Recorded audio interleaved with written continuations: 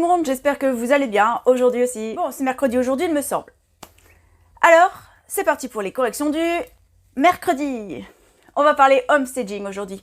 Tout le monde sait ce que c'est? À quoi ça sert? On va voir tout ça tout de suite. C'est parti, go!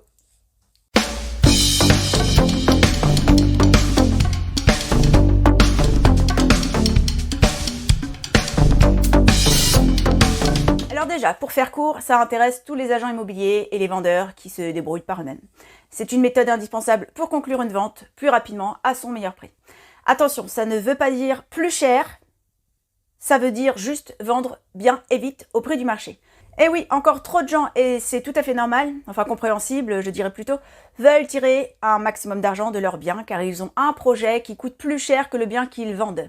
Si je peux me permettre, je ne vais peut-être pas me faire d'amis en disant ça, mais on ne fait pas son prix de vente en fonction du bien que l'on souhaite acquérir. Croyez-vous que le futur acquéreur de votre bien est un philanthrope qui a en tête de vous permettre de vous acheter un château alors que vous lui vendez un 3 pièces?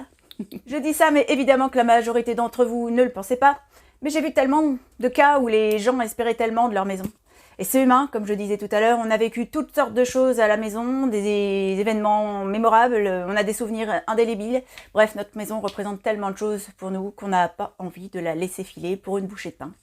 Alors oui, on a tendance à la surestimer, et peut-être moi la première. Bref, je me laisse un peu emporter. Une longue introduction pour dire simplement qu'avec un homestaging bien fichu, votre maison se vendra rapidement au bon prix. Voilà. Ouf.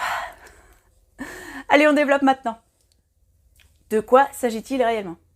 Si on traduit homestaging, veut dire valorisation immobilière. On va donc faire en sorte de rendre le bien immobilier attractif.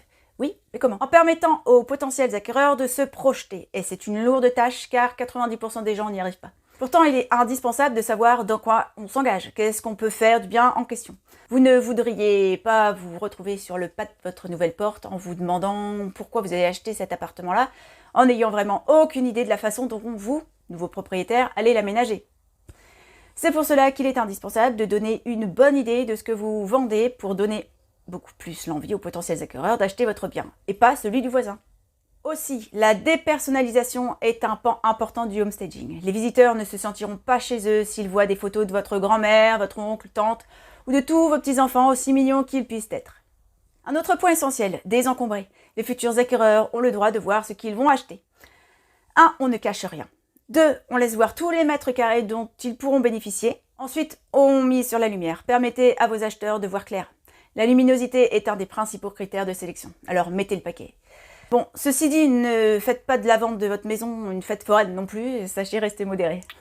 Retenez aussi que pour effectuer ce homestaging, vous avez un certain budget à respecter. Attention à ne pas tomber dans la rénovation pure et dure. Le budget d'un homestaging correspond à 2 à 4% du prix de vente de votre bien.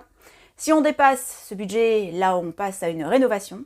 Ce n'est pas interdit, mais ça ne sera pas rentable. Par contre, avec ce budget, vous faites ce que vous voulez. Et là aussi, vous pouvez faire certaines choses par vous-même pour vous permettre des petits travaux plus nombreux.